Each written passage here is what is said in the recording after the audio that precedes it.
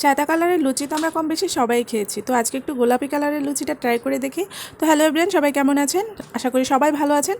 এই যে দেখছেন গোলাপি কালারের লুচিগুলো, এগুলো হচ্ছে আমি ড্রাগন ফল দিয়ে বানিয়েছি, কোনো রকম রং ইউজ করিনি। তো এখানে আমি 1 কাপের মতো ময়দা নিয়ে নিয়েছি, আপনারা আপনাদের পরিমাণ মতো নিয়ে নিতে পারেন। তো এই যে ময়দার মধ্যে একটু দিয়ে দেব লবণ, আর হচ্ছে একটু তেল দিয়ে দেব। তেল দিয়ে একটু ভালো করে শুকনো উপকরণগুলো একটু হাত দিয়ে মাখাই করে নেব। একটু ভালো করেই মাখতে হবে, যেন তেলটা আর হচ্ছে লবণ একদম ময়দার সাথে মিক্সড হয়ে যায়। তো এই যে মাখানো হয়ে গেছে, এখন যেটা করব সেটা হচ্ছে আমি একটু চিনিও দিয়ে দেব। চিনি দেওয়ার পর সেমভাবে আবার একটু হাত দিয়ে একটু মাখাই করে নিতে হবে। এরপর ড্রাগন ফলটাকে একটু কেটে নিচ্ছি। ড্রাগন ফলটা অর্ধেকটা আমি দেব, আর যেহেতু সবটা লাগবে না, ময়দা অনুযায়ী পরিমাণ অনুযায়ী দিতে হবে।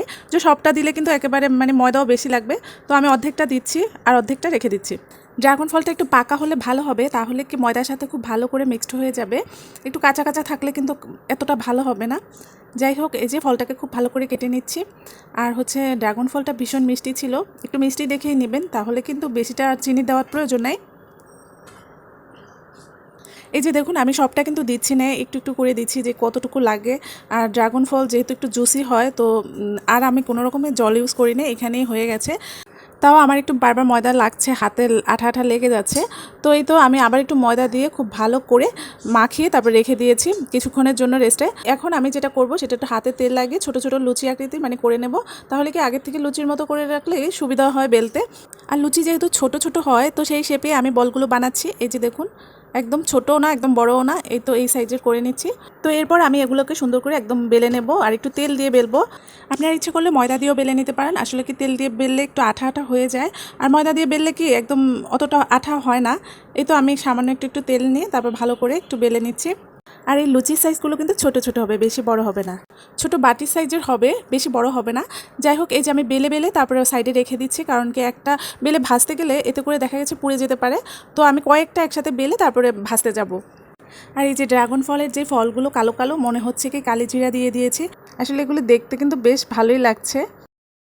তো এই তো আমি যে ময়দা দিয়ে না বেলার কারণটাই যে দেখুন একটু লেগে যাচ্ছে।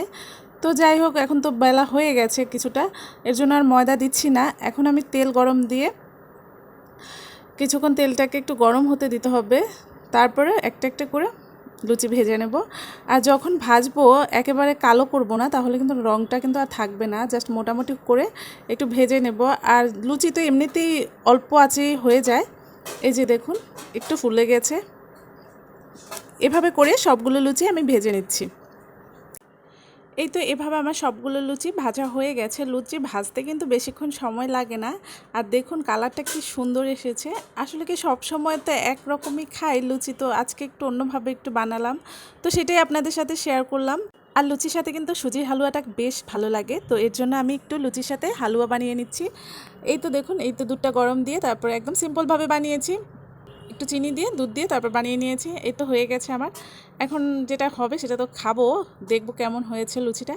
লুচিটা খেতে কিন্তু বেশ মজা হয়েছে, আমি তো খুবই এটা ফ্যান হয়ে গেছি। আর কালারটা দেখে বেশি ভালো লাগে, আর কালারটা অনেক সুন্দর। তো তো ছোটো বড় সবাই পছন্দ করবে। তো বাসায় অবশ্যই ট্রাই করে দেখবেন। সবাই ভালো থাকবেন, সুস্থ থাকবেন, টাটা।